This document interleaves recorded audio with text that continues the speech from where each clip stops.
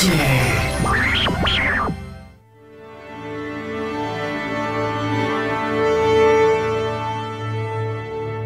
everybody, so earlier today, Sony announced a brand new model of PlayStation 3, the PlayStation 3 Slim, and I'm standing here with hardware editor Sarju Shah, and we're going to check it out for you.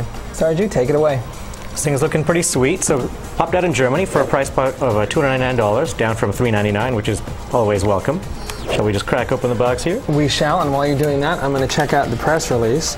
So it is going to be available in stores on September 1st in the North American, Europe, and PAL territories, and Asian countries and regions at a very attractive, well, their press release at a very attractive recommended retail price of $299 and £299 respectively. In Japan, you can check it out on September 3rd for 29,980 yen. And the really cool thing for folks that can't wait is that starting tomorrow, all models of PlayStation 3 are going to be sliced down to $299 as well.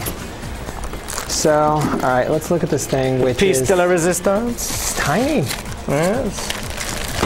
Oh, there we are. And anybody that saw the leaked pictures, well, I guess they were right.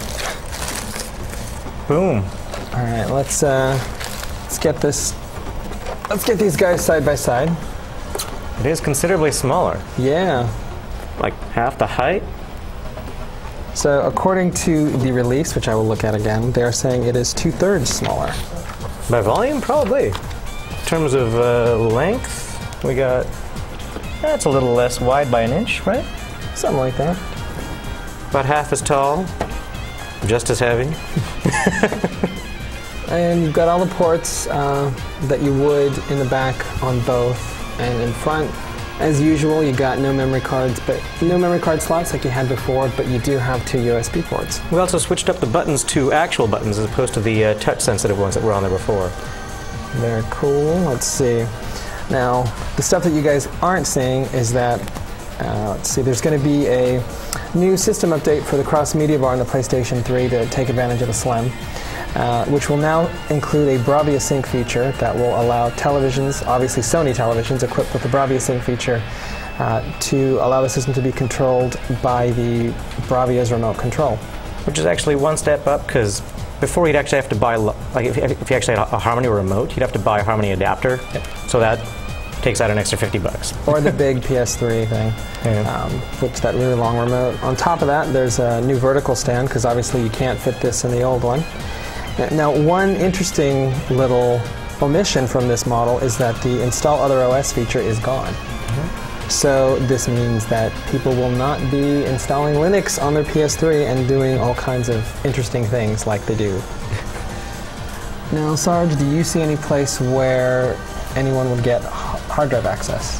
That was on this side before, and that's hiding. Interesting. Okay. Actually, there's no obvious point of entry. That bay door right there. This little guy here is pretty tiny. Indeed, that is it. Very nice. It rotates out. There's a little screwdriver over there. Yeah. Pop it out just like the old one. And I'm guessing this thing just slides up, and pop it on your drive if you need. We're already up to a 120 in here, and you know, you can basically drag in a regular laptop drive for maybe like another $100. You're up to like 500 gig. Everyone's happy. Very cool. And then what folks didn't see is that inside the box you get your standard USB cable and controller. Black.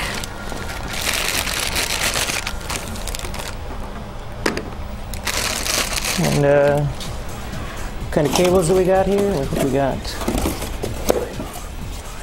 Do you? There we go. Here we are.